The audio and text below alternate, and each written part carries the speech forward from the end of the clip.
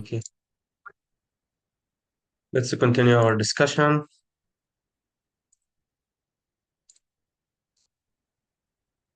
So I'm gonna repeat this. Parental decision to choose alternative treatment for children. So parents are allowed to choose an alternative treatment for their children if it doesn't pose an immediate risk to the patient. If they need immediate antibiotic treatment, they should proceed with it now. Okay, so a 60-year-old child is brought by his mother because of high fever, sore throat.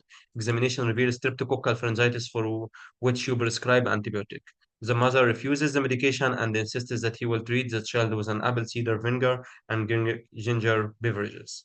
So practice and acknowledge the patient opinions in a non-judgmental collaboration.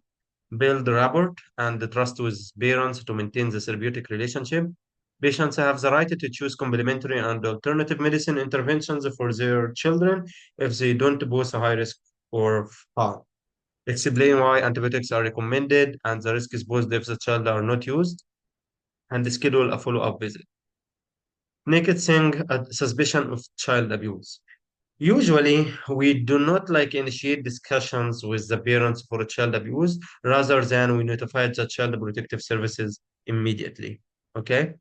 And also never lie to the patient. So before I start this, a patient coming with his mother and it's suspected for child abuse, and you're examining the patient and started to order glucose test or C-peptide levels because you suspected a child abuse, and the mother asks you, why are you doing that test?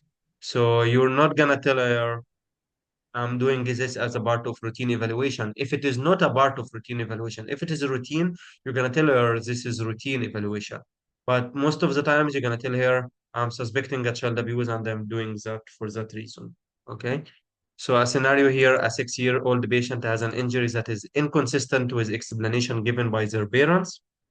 The approach is to interview the child separately and document a detailed history and physical examination with a chaperone present, provide any necessary medical care. If the parent is suspected of abuse, the patient should be admitted for their safety.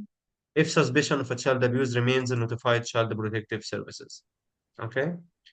Emancipated minors. A 17-year-old boy who lives alone, supports himself financially without assistance, and hasn't had any contact with his parents in over a year, is diagnosed with lipoma and seeking medical treatment. So the approach is offer surgical treatment. As we said before, that if a minor is already financially dependent, married, or living alone, they are considered treated the same as adults. Okay?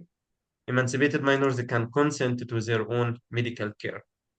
All right. So, any questions for today's sessions?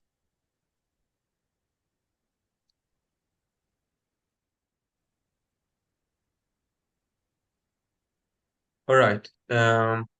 I'm closing the session. Today we have discussed the patient-physician relationship, autonomy, informed consent, decision-making capacity, and pediatric decision-making and child abuse. Hope you guys had benefited or learned something from today. I hope it helps you while you're doing your exams or questions. We have a YouTube channel called Medlix and some WhatsApp groups that you're already in. Feel free to share them with your friends. And if you have any questions, you can message me on my Instagram, Twitter, or WhatsApp. I will leave all of the details on our WhatsApp groups. Okay? Have a good day. Thank you. Thank you. Bye.